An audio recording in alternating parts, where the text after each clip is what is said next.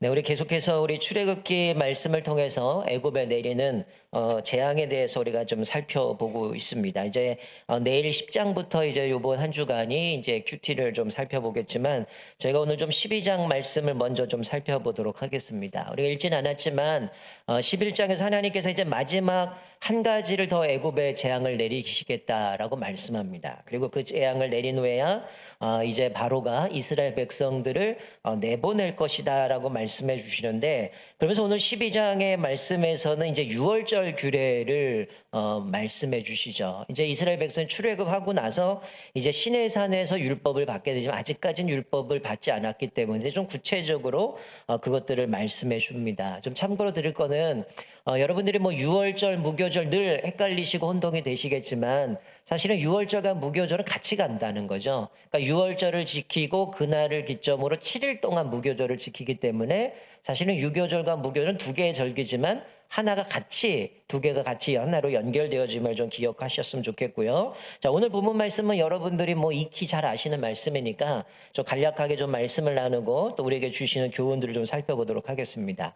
자, 이제 하나님께서 마지막 재앙으로 이제 장자를 치시는 재앙을 내리실 것을 말씀해 주고 있습니다. 그러면서 이들에게 유월절을 지키라고 말씀하는데 첫 번째 좀 달을 새롭게 정하라고 말씀합니다. 즉 유월절을 드리는 이 날을 기점으로 이제 새로운 새해 달로 정하라고 말씀하고 있는데 아마 이들이 지금까지는 뭐 애굽에 생활을 했기 때문에 여러 뭐 그거를 따라가겠지만 이제는 하나님께서 새로운 날을 정하시는 거죠. 이 유월절을 지키는 이 날을 그 달의 첫 해로 해서 이제 이스라엘은 이 날을 기점으로 새로운 세상이 시작되어지는 것을 말씀해 주고 있습니다. 그리고 첫 달 10일에 각 식구들에 맞춰서 각자가 흠없고 1년 된 이 수컷으로 된 양이나 염소 중에 한 마리를 취해서 이제 제사를 드리라고 얘기하는데 첫 달 10일에 이것들을 취해서 14일까지 간직하고 있다가 이제 그날이 되면 6월절 어린 양을 잡는데 만약에 식구가 부족하면 인원이 얼마 안 되면 이웃들과 함께 그 양을 잡으라고 얘기를 하고요. 그리고 그것을 각자 먹을 분량을 정하라고 이야기를 합니다. 그리고 나서 이 양을 잡고 나서 우리가 잘 알다시피 이제 문설주, 좌우 문설주와 임방 위에다가 이제 그 피를 바르라고 얘기를 하죠. 그리고 고기를 구워서 먹는데 특별히 무교병, 이스트가 들어가지 않은 발효되지 않은 무교병과 쓴 나물을 함께 먹으라고 얘기를 합니다. 그런데 고기는 날것으로도 안 되고 물로 삶아서도 안 되고 그러니까 이거는 구워서 머리부터 내장, 다리까지 다 모든 걸 구워서 먹으라고 얘기합니다. 그리고 만약에 아침까지 남겨둬서는 안 되는데 만약에 남겨뒀다라고 한다면 곧바로 불살라야 된다라고 말씀하시죠. 자, 11절에 보면 이제 이 유월절을 지키면서 음식 먹는 규칙을 주는데 이렇게 말씀해요. 너희는 그것을 이렇게 먹을지니 허리에 띠를 띠고 발에 신을 신고 손에 지팡이를 잡고 급히 먹으라. 이것이 여호와의 유월절이니라. 여러분 이 말씀은 사실 밥을 먹는 그 자세는 아니잖아요. 우리가 이것을 언제 봅니까? 우리 아이들이 학교 가기 전에 늦어가지고 가방 메고 옷 입고 그러고 급하게 밥 먹고 뛰어나가는 것처럼 마치 지금 이 모습은 이스라엘 백성들이 마지막 유월절 규례를 지키는데 마치 곧바로 뛰어나갈 수 있을 정도로 준비하고 먹는 거죠. 허리에 띠 띠고 발에 신 신고 손에 지팡이 잡고 급히 먹으라는 거예요. 그만큼 이 하나님께서 마지막 유월절을 통해서 이들을 급박하게 이제 출애굽하게 될 것을 말씀해 주고 있는데요. 이 무교병이라는 거는 발효가 되지 않았으니까 이제 뭐 이것을 상징하는 거는 그들이 급하게 떠나야 서 먹을 것이 제대로 준비되지 않았다는 거고요. 또 하나 쓴나물이라고 하는 거는 애굽의 고통스러운 삶을 상징합니다.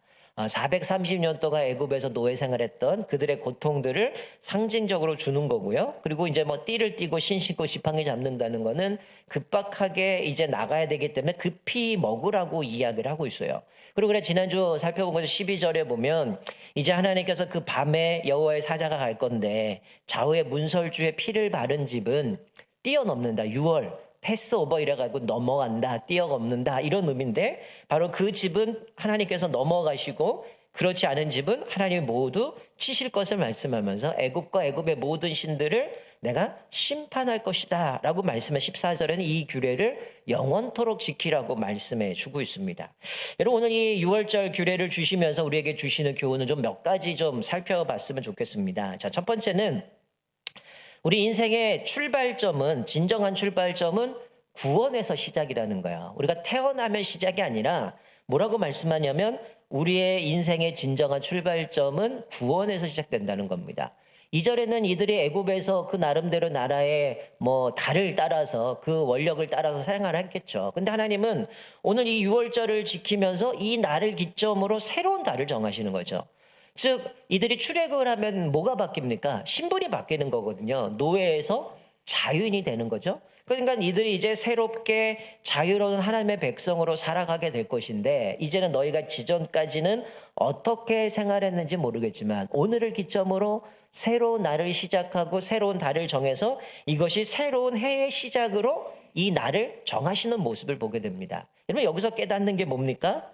우리가 출애굽을 통해서 이제 종에서 이들이 이제 자유인으로 바뀌었던 것처럼 사실 우리가 예수 그리스도를 영접하고 하나님의 자녀가 됨으로 인하여서 우리는 죄인에서 의인으로 바뀌었고, 또 마귀의 종노릇했던 우리들이 이제는 하나님의 자녀가 되고 그 특권을 누리게 살아간다라는 거죠. 여러분 왜 달을 바꾸라고 말씀하셨을까요?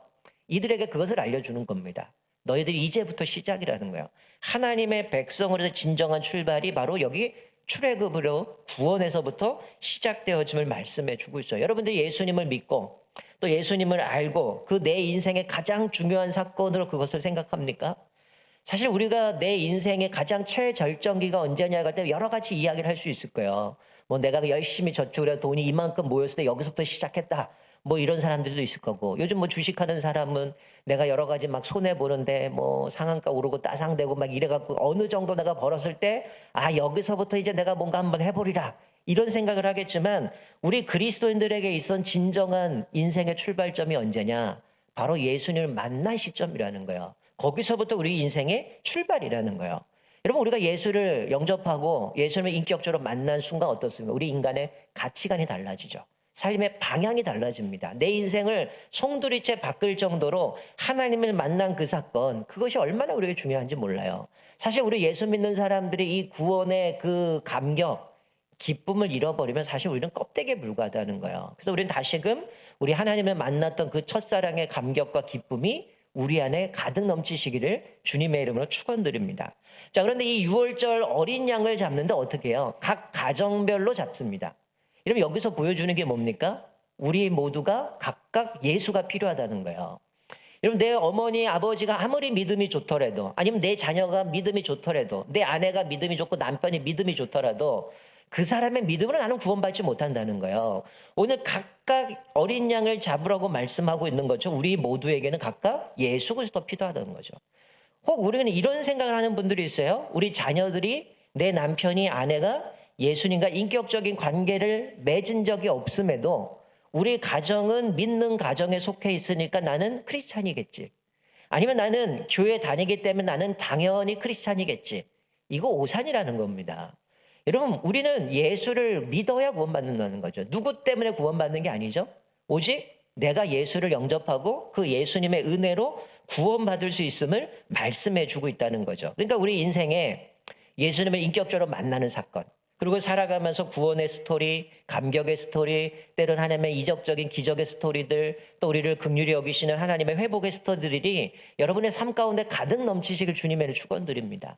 이 사건이 없다면 여러분의 인생은 아무것도 아니라는 거예요. 내 인생의 시작은 바로 이스라엘 백성들이 출애굽했던 그 구원에서부터 새로운 달을 정하고 새로운 해를 시작하면서 거기부터 그들의 인생이 시작되는 것처럼 우리 인생도 마치 예수님을 만났던 그 구원에서 우리 인생이 시작되어진다는 거예요. 자, 두 번째는 예수님의 피로만 구원받을 수 있다는 거죠. 이 어린 양을 잡고 문설주에 피를 바른 그 집만 죽음을 면할 수 있었던 것처럼 바로 이 어린 양의 그 공로의 피로 말미암아 우리 구원받을 수 있다는 거죠. 우리가 보통 성경은 피는 생명을 상징합니다.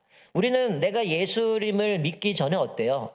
허물과 죄로 늘 죄악 가운데 살았던 우리지만 율법대로라면 그 죄 때문에 나는 사형 선고 받고 나는 그 형벌을 받아야 되는 존재지만 내 죄 때문에 예수님께서 대신 십자가에 죽으시고 사망 선고를 받으시고 그리고 예수님이 대신 죽으시면 우리는 그 죄를 용서받아서 새로운 생명을 누렸다는 거죠. 그러니까 우리는 내 신분이 어떻느냐, 내 공로가 어떻느냐, 내 행위가 어떠냐에 따라서 은혜를 받고 그걸 통해서 구원받는 게 아니라 오직 나 대신 죽은 예수 그리스도, 즉 유월절 어린 양의 피이신 예수 그리스도를 통해서만 우리가 구원을 받을 수 있다는 거야. 자맥을 보시면 에베소서에서 이렇게 말씀하죠. 2장 1절 말씀에 보면 그는 허물과 죄로 죽었던 너희를 살리셨도다. 우리는 이미 예수 믿기 전 죽은 인생이에요. 사망 선고를 받은 사람입니다. 그러나 예수 그리스도를 통해서 우리는 죽었던 하나님이 우리를 살리셨고요. 또 2장 8절부터 9절 말씀은 분명하게 우리에게 얘기합니다. 너의 행위가 아니니까 자랑하지 말라는 거죠. 너희는 그 은혜에 의하여 믿음으로 말미암아 구원을 받았으니 이것은 너희에게서 난 것이 아니요 하나님의 선물이라. 행위에서 난 것이 아니니 이는 누구든지 자랑하지 못하게 함이라. 그러니까 이거는 우리가 구원받은 거는 내 행위, 내가 얼마나 헌금했느냐, 얼마나 봉사했느냐, 얼마나 예배 참석해 이거 아니라는 거죠. 오직 하나님의 은혜로 하나님의 선물로 믿음으로 구원받았다는 거야. 그러니까 내 행위에서 난 것이 아니니까 자랑할 게 없다는 거죠. 오히려 자랑하려면 예수를 자랑해야죠. 예수님 때문에 구원받은 거기 때문에. 자, 그러므로 사도행전 4장 12절 말씀에 분명하게 우리에게 이렇게 말씀하죠. 다른 이로서는 구원을 받을 수 없나니 천하 사람 중에 구원을 받을 만한 다른 이름을 우리에게 주신 일이 없음이라 하였더라. 그렇기 때문에 우리는 뭐예요? 오직 예수인 거죠. 그러니까 다른 사람들은, 다른 종교 사람들은 야 기독교 너무 편협하다. 너희 너무 배타적이다. 니들만 구원이 있다라고 얘기하는데 그러면 우리는 당연하다. 오직 예수 그리스도의 십자가의 죽으심으로 구원받기 때문에 우리밖에 구원이 없다. 오히려 당당하게 얘기해야 되죠. 너희들 왜 이렇게 배타적이냐. 너 왜 이렇게 니들밖에 없다고 얘기하느냐. 너무 이기적이지 않느냐. 우린 그럴 수밖에 없다는 거야. 타협할 수가 없어요. 오직 예수 그리스도만 우리의 구원자가 되시고 예수 그리스도의 은혜의 그 십자가의 그 은혜의 보혈의 피로 말미암아 구원을 받았기 때문에 다른 것으로 우리는 구원받을 수 없다라는 걸 보여주는 거죠. 또 하나 우리가 이 유월절과 관련 하나 좀 생각해야 될 부분은 뭐냐면 여러분 마지막 14절에 보면 유월절은 영원한 규례다라고 대대로 지키라고 얘기를 합니다. 그런데 여러분 유월절 지켜요 안 지켜요? 우리 유월절 지킵니까? 안 지키잖아요. 왜 안 지킬까요? 분명히 여기는 유월절을 지키라고 얘기를 하는데 우리나라의 유일한 이단 중에 하나가 자기네들만 유월절을 지키기 때문에 구원받는다는 거예요. 원래 유월절은 니케아 종교회의에서 이 유월절을 폐지해버렸어요. 그러니까 서방 같은 경우는 동방 같은 경우는 절기들을 중심하지만 서방은 주일을 지키고요. 그 니케아 회의에서는 부활절의 날짜를 정하고 어느 때 날짜를 정하고 어떻게 할지가 결정이 되는데 얘네들 그런 얘기를 합니다. 자기네가 대놓고 얘기해. 니케아에서 유월절이 폐지가 됐는데 그 유월절을 다시금 회복한 사람이 재림하신 안상홍이다. 예, 안상홍이라고 했는데 이제 죽었거든요. 그러면 재림한 예수님이 죽으면 어떻게 되는 거예요? 그러니까 어머니 하나님이 나타난 거죠. 그러니까 얘네들은 그렇게 믿고 있는데 제가 몇 년 전에 그런 적이 있습니다. 어디 아파트 가서 전도한다고 초인종을 딱 눌렀는데 딱 보니까 권사님 같은 분이 자상한 분이 나와요. 그래서 예수 믿으세요 그랬더니 자기는 어머니 하나님 믿는다는 거예요. 그래갖고 내가 예수 믿고 구원받으세요 그랬더니 그래서 거대는 내려오는데 뒤에서 에휴 불쌍한 거 유월절 믿어야 되는데 무슨 주일을 믿어 웃기고 있네 유월절 믿어야 돼 이러고 있는 거예요. 그래서 제가 딱 뒤돌아보고 예수 믿고 똑바로 믿고 구원받으세요. 그러고 왔는데 계속 아이고 불쌍한 거 유월절 지키 이렇게 얘기를 하더라고요. 여러분 왜 우리가 유월절 안 지킵니까? 이 유월절 뭐예요? 이스라엘이 애굽에서 구원받은 날을 기념한 지키는 거잖아요. 우리를 구원하신 거. 근데 왜 우리는 유월절 안 지킵니까? 예수 그리스도가 십자가의 죽으심으로 이 유월절을 9월은 완성하셨기 때문에 우리는 더 이상 유월절을 지키지 않습니다. 그럼 그 전에 우리가 어때요? 해마다 유월절 때 어떻게 했을까요? 양을 잡아야 되잖아요. 가나안에 염소 잡아야 되고 해마다 제사를 반복해야 되는데 예수님이 십자가에서 자기 몸을 단번에 드리고 완벽한 제사를 드렸기 때문에 더 이상 제사 안 지내잖아요. 그렇기 때문에 사실은 우리는 유월절을 지킬 이유가 없는 거죠. 구원을 완성했기 때문에 더 이상 지키지 않는 겁니다. 그런데 얘네들은 뭐냐고 하냐면 이 하나님의 교회 같은 경우는 바로 그 자기들한테만 구원이 있다는 거예요. 유월절 안 지키면 문설주에 피 안 바르고 그러면 뛰어넘지 못해도 구원 못 받는다는 거야. 나머지는. 그래서 자기들만 구원이 있다고 얘기를 해요. 근데 제가 생각에 그러면 이 유월절이 영원한 규례이기 때문에 지킨다면 그건 살펴보진 않았는데 그럼 이들이 유월절 지킬 때 양 잡아갖고 집에다 피 바를까? 여러분 주변에 그런 거 보신 적 있어요? 없잖아요. 근데 성경에 영원한 규례가 이것만 나오나요? 제사장 규례만 하더라도 아론의 아들들이 제사장이 되어서 세습해야 되는데 여러분 그렇게 따라가나요? 이것뿐만 아니라 여러 가지가 영원한 규례라고 우리에게 주시잖아요. 그러면 사실 우리가 하나님의 말씀이 그것이 구약의 규례라면 여러분 지금 강아지 먹으면 안 되고 순대 먹으면 안 되고 피 들어갔으니까 여러분 만약에 자녀가 속으로 엄마 죽이고 싶다 이러면 어떻게 돼요? 돌로 쳐 죽여야 되잖아요. 여러분 지금 그럽니까?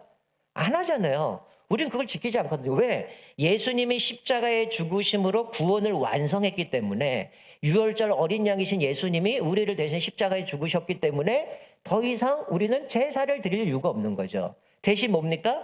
예수님이 마지막 십자가에 죽으시기 전에 제자들에게 이것은 내 언약의 피다, 이건 내 몸이다, 그러면서 예수님을, 그것을 통해서 우리는 이 유월절 만찬을 지키고 있거든요. 자, 그런데 이 안상홍 증인의 하나님의 교회가 왜 주장하냐면 이렇게 얘기를 합니다. 이 유월절이 새 언약이라고 주장해요. 여러분, 새 언약 들어보셨죠? 새 언약이 뭐예요? 새 언약은 유월절이 아니야 뭐예요? 예수님이 마지막 만찬을 제자들과 먹으면서 이것은 내 몸이라, 이것은 내 피라면서, 이것을 기념하면서 이것은 내 언약의 피다. 누가복음 보면 이 잔을 받으라고 하면서 이것은 하나님께서 나에게 주신 새 언약의 피라고 분명히 말씀해요. 고린도서에서 나오거든요. 새 언약의 피라는 거 바로 예수 그리스도의 십자가에 죽으신 그 언약의 피를 이야기하는데, 얘네들 유월절이라고 주장하는 거죠. 말도 안 되는 얘기를 하고 있는 거예요. 그렇기 때문에 자기네는 유월절 지켜야 된다고 얘기를 합니다. 근데 우리는 어떻습니까? 이미 예수님이 십자가에서 구원을 완성하셨기 때문에 우리는 어떻게 해요? 그 헬라어 원문을 보면 이것을 먹을 때마다 지키라고 얘기를 해요. 즉 이게 원문을 보면 수시로란 얘기죠. 즉 예수님의 십자가의 죽으심을 특정한 절기 때만 기억할 게 아니라 늘 수시로 그것을 기억하면서 구원의 감격과 기쁨 가운데 이 예수님을 통해서 내가 완전한 구원을 받았다라는 것을 고백하면서 성찬식을 통해서 하나님 그 은혜에 감사하면서 내가 충성해서 결단하는 게 성찬식이거든요. 그래서 교회는 뭡니까? 예수님을 머리로 한 공동체가 이 성찬을 통해서 예수님과 한 몸이 되었다는 그 고백 가운데 성도들이 같이 떡과 잔을 마시면서 언약 백성으로 살아가는 결단하는 시간이거든요. 근데 이들은 어리석게 그렇게 갑니다. 그리고 여러분, 신약 성경에 보면 절기에 대해서 이야기를 하지 않습니다. 사도 바울이 누구는 할례를 받아야 된다, 뭐 절기를 지켜야 된다, 이래야 된다, 막 자꾸만 그것 때문에 문제가 되니까 골로새 교회에다 편지를 쓰면서 그런 얘기를 해요. 이 모든 것들은 그림자에 불과하다. 진짜 실체는 예수님이기 때문에 이것들은 예수님 오시면 다 없어져야 된다는 거예요. 자, 자막을 보실까요? 자, 골로새서 2장 14절부터 17절 말씀 보면 이렇게 말씀합니다. 우리를 거스리고 불리하게 하는 법조문으로 쓴 증서를 지우시고 제하여 버리사 십자가에 못 박으시고 통치자들과 권세들을 무력하여 드러내어 구경거리로 삼으시고 십자가로 그들을 이기셨느니라. 그러므로 먹고 마시는 것과 절기나 초하루나 안식일을 이유로 누구든지 너희를 비판하지 못하게 하라. 이것들은 장래의 일의 그림자이나 몸은 그리스도의 것이니라. 이 모든 것들은 그림자에 불과하다는 거예요. 근데 예수님이 십자가에 죽으시고 모든 걸 십자가에 못 박으셨고, 이 법조문, 즉 율법을 지키지 않으면 어떻게 됩니까? 사형을 받아야 되고 형벌을 받아야 되는 것도 십자가에 못 박았기 때문에 더 이상 우리가 그 형벌을 받을 이유가 없는 거죠. 예수님께서 그 십자가에 죽으심으로 십자가에 이기셨죠. 그래서 더 이상 먹고 마시는 것, 절기나 초하루나 안식일을 이유로 비판하지 말아라. 그건 그림자에 불과고, 예수님이 오셨기 때문에 몸은 그리스도니, 즉 예수님이 오셨기 때문에 그것이 실체가 드러났기 때문에 더 이상 그림자를 쫓아갈 이유가 없다는 거예요. 그렇기 때문에 우리는 그 은혜로 말미암아 구원을 받았음을 말씀해 주고 있습니다. 여러분, 이 안상홍 증인회 같은 경우는 안식일을 지켜야 된다라고 얘기하잖아요. 여러분, 왜 안식일을 우리는 안 지키죠? 뭘 지켜요?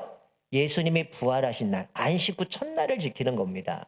그러니까 어떻게 보면 이 하나님의 교회 같은 경우는 안식교 계열이기 때문에 그 룰을 계속 쫓아가고 있지만, 즉 이미 사도 바울을 통해서 말씀하신 예수님 오셔서 다 끝난 것들을 계속 지키고 있는 거죠. 예수님이 부활하셨기 때문에 예수님이 부활하신 날, 주님의 날, 주일을 우리는 지키는 것이거든요. 자, 마지막으로 한 가지 더 기억하셔야 될 것은 뭐냐면 이 유월절도 우리에게 주시는 건 뭡니까? 지난주도 말씀하신 것처럼 오직 하나님만이 참 신이심을 드러내신 사건이라는 거죠. 여러분, 여기 12절에 보면 내가 애굽의 모든 신을 심판하리라 라고 말씀하죠. 애굽뿐만 아니라 애굽의 신을 심판하신다. 그리고 이스라엘과 애굽에 있는 모든 사람을 통해서 여호와가 하나님이 여호와이신지를 드러내신다라고 말씀했고, 그리고 바로가 완강하게 계속 거부하는 이유는 하나님이 이렇게 내버려 두신 거죠. 왜냐하면 그렇게 완강함을 통해서 이 하나님의 재앙을 통해서 하나님이 어떤 분이신가를 드러내기 위함이었거든요. 자, 그런데 여러분, 바로와 바로의 아들이 누굽니까? 신으로 섬겼잖아요. 태양신의 아들. 그러니까 바로와 바로의 장자를 치셨다라는 건 뭡니까? 태양신을 친 거죠. 태양신의 아들 친 거니까 태양신을 치신 겁니다. 그리고 지난주 말씀드린 것처럼 이 나일강의 신 중에 하나였던 오시리스, 이거는 생명과 죽음의 신인데 그 생명과 죽음의 신을 무력화시킨 거죠. 그 신에 의해서가 아니라 하나님이 그 장자를 쳤다라는 얘기는 이 오시리스가 생명을 주관하는 신인데 생명도 주관하지 못하고 죽음도 막지 못하는 그런 어리석은 신이라는 걸 보여주는 거고, 또 하나는 타우르트라는 신이 있습니다. 이 타우르트라는 신은 인간이 만드는 신이 관장하는 게 달라져요. 처음에는 출생을 관장하다가 나중에는 집을 관장하는 신으로 바뀌어버리는데, 여러분 재미있는 게 뭐예요? 하나님이 장자를 치니까 어떻게 됩니까? 출생을 관장하는 신, 집을 관장하는 신이 아무것도 못해요. 출생한 그 신을 출생을 관장하고 집을 보호하는 신인데 하나님의 딱 치시니까 어떻게 해요? 생명을 앗아가 버리고 집을 앗아가 버리는, 무너뜨려 버리는, 그것과도 무너지는 거죠. 우리가 그래 나중에 이제 또 살펴보겠지만, 여러분 출애굽기에 출애굽을 하고 이들이 어디로 가요? 신의 산을 가잖아요. 율법을 받을 때 이스라엘 백성들 뭐 합니까? 금송아지 만들잖아요. 근데 아론이 뭐라고 얘기합니까? 우리가 그 금귀걸이, 목걸이, 반지 빼가고 불에 던졌더니 금송아지가 짠 튀어나왔다. 이런 말도 안 되는 얘기가 어디 있습니까? 왜 금송아지를 만들었을까요? 애굽의 신이에요. 아피스라는 송아지를 섬기는 신입니다. 그러니까 이게 단순히 던져서 나온 게 아니라 애굽에서 400년 동안 노예 생활하고 신을 섬기다 그게 남아있는 거죠. 그러니까 하나님을 대신해서 금송아지를 만들어가고 섬긴 겁니다. 근데 하나님이 뭐라고 말씀해요? 사람만이 아니라 가축에 처음 난 것을 치신 거죠. 그러니까 이 아피스 신까지 쳐버린 겁니다. 그러니까 이 마지막 재앙은 여러 신들을 완전히 하나님께서 다 무너뜨리고, 생명도 뭐 주관하는 신도 무너뜨리고, 가축과 관련된 신도 무너뜨리고, 또 가장 그들이 섬겼던 태양신의 아들, 이 바로와 바로의 아들도 치시는 모습 가운데 자기네가 껍데기인 것을 분명히 드러나셨다는 거죠. 여러분 이스라엘 백성들이 처음 출애굽기 앞에 살펴본 거죠. 이스라엘 백성들이 점점 숫자가 많아지니까 이들이 그들을 뭔가 자기들에게 대적이 될 것 같은 거 어떻게 했어요? 태어난 아이들 물에 빠뜨려 죽이잖아요. 이게 단순히 인원을 줄이기 위해서, 인구를 감소시키기 위해서 아이를 죽인 게 아니라는 거예요. 이미 우리가 4장에서 한번 묵상했었던 걸 기억하실 텐데, 저 자막을 보시면 출애굽기 4장 21절부터 23절 말씀은 분명히 이렇게 말씀해요. 여호와께서 모세에게 이르시되 내가 애굽으로 돌아가거든 내가 내 손에 준 이적을 바로의 앞에서 다행하라. 이 세 가지 기억나시죠? 지팡이가 뱀이 되는 것, 손에 넣었다 빼면 한센병 바뀌는 것, 물을 부으면 피가 되는 것, 이 세 가지를 보이라고 말씀하면서, 그러나 내가 그의 마음을 완악하게 한즉 그가 백성을 보내주지 아니하리니 너는 바로에게 이르기를 여호와의 말씀에, 자 중요한 얘기예요. 이스라엘은 내 아들 내 장자라. 누굴 친 거예요? 그러니까 애굽이 하나님의 장자를 친 거라는 거죠. 그러니까 단순히 아이들을 그냥 물에 빠뜨리고 죽이고 이스라엘 백성을 괴롭힌 게 아니라 뭐예요? 하나님의 자녀를 괴롭힌 거죠. 23절 내가 내게 이르기를 내 아들을 보내주어 나를 섬기게 하라 하여도 네가 내게 보내주기를 거절하니 내가 내 아들 내 장자를 죽이리라 하셨다 하라. 그러니까 하나님이 내 장자를 보내서 하나님을 섬기도록 보내라고 하는데 안 듣는 거예요. 그러니까 그러면서 이들이 내 장자를 건드렸으니까 어떡합니까? 압제하고. 그러면 내가 네 장자를 치겠다. 결국 하나님이 마치 보복하시는 모습을 보여주시는 거죠. 그러니까 이스라엘의 백성들은 단순한 노예가 아닌 거죠. 하나님의 자녀들, 하나님의 자녀들이었기 때문에 여길 건드렸으니 하나님이 가만히 있을 리가 없죠. 만약 여러분이 어디 가서 여러분의 자녀들을 건드렸으면, 꼬맹이였을 때 건드려서 여러분 가만히 있습니까? 에휴, 네가 잘못했으니까 얻어 터지지, 쌤통이다. 이런 부모가 어디 있어요? 어떤 녀석이야? 당장 가서 이러지 않겠습니까? 하나님의 백성을 건드리니까 하나님은 가만히 있지 않으시는 거죠. 여러분 거슬러 올라가서 하나님이 아브라함을 부르실 때 뭐라고 말씀했습니까? 너를 축복하는 자 내가 축복하고 너를 저주하는 내가 저주하리라. 이스라엘 백성이 누굽니까?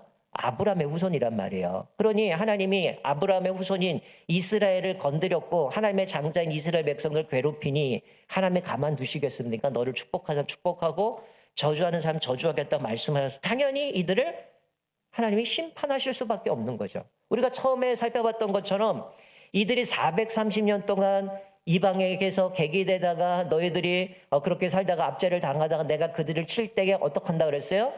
빈손으로 나오지 않는다 그랬잖아요. 그러니까 이들이 이제 다음 주에 살펴보겠지만 그들이 나올 때에 빈손으로 나오지 않아요. 은혜를 베푸는 겁니다. 근데 이스라엘 백성 나갈 때 이제 바로가 야 너희들 다 꺼져 빨리 나가 라고 하는데 뭐 합니까? 나 나갈 건데 금 좀 줘, 은 좀 줘, 가축 좀 줘. 이러면 어떻게 해요? 애굽에서 은혜를 입었다고 얘기를 해요. 요구하는 대로 다 주는 겁니다. 그러니까 이들이 그냥 맨손으로 나가는 게 아니라 하나님의 은혜를 베푸시니까 애굽 사람들이 이들에게 은을 주고 금을 주고 먹을 거를 주고 다 제공해 주는 거예요. 여러분 얼마나 하나님의 긍휼이 많으신 분입니까? 애굽에서 고생했는데 나갈 때 빈손을 안 보내셔요. 그런데 정말 은혜로운 게 뭐냐면 이스라엘 백성들이 이제 출애굽하고 신에서 율법을 받을 때에 그 율법 중에 희년이 있습니다. 여러분 희년이 뭡니까?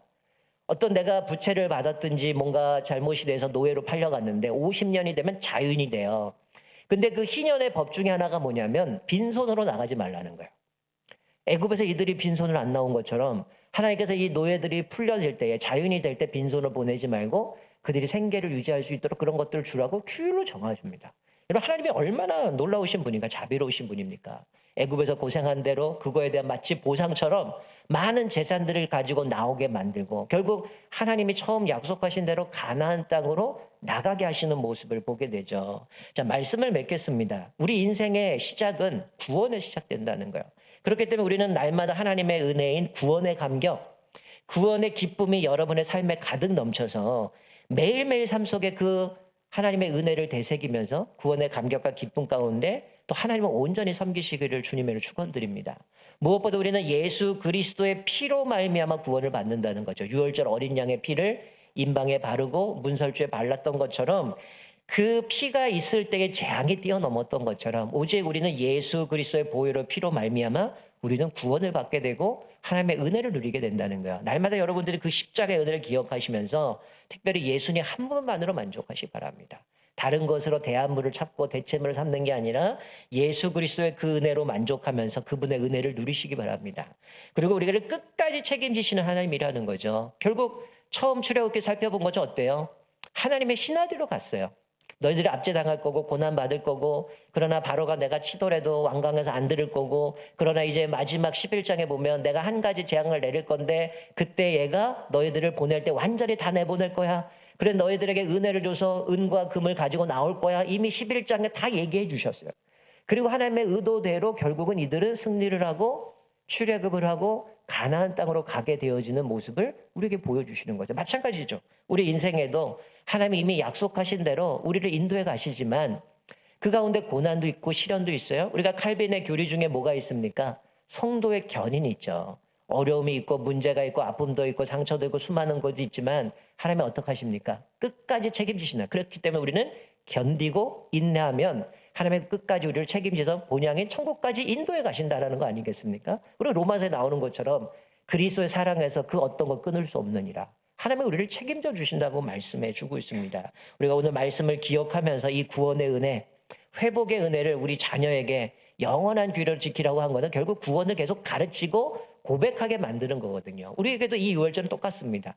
이미 예수님이 십자가에서 완성하신 구원의 고백을 자녀들로 하여금 고백하게 만드는 거고 신앙의 유산을 물려서 이 자녀들이 그 구원의 감격 가운데 살아가는 거고 또 자녀를 잉태하면서 그 신앙의 유산을 물려줌으로 인하여서 우리가 대대손손 하나님의 그 구원을 기억하고 고백하고 그것에 감사하면서 하나님의 주권에 순종함으로 날마다 순종할 때에 이 하나님의 나라의 그 놀라운 복들을 누릴 뿐만이 아니라 또 우리에게 주신 사명을 따라 믿음으로 달려갈 수 있음을 깨닫게 되어집니다. 이 말씀 기억하면서 또 여러분의 삶 가운데 우리가 구원의 시작은 하나님의 그 구원의 시작에서 우리 인생이 시작된다. 오직 예수만이 우리의 구원이 되신다. 그리고 우리를 끝까지 책임져 주시는 그 하나님을 바라보면서 날마다 믿음으로 승리하며 살아가는 저와 여러분 되시기를 주님의 이름으로 축원드립니다. 아멘. 우리 같이 한번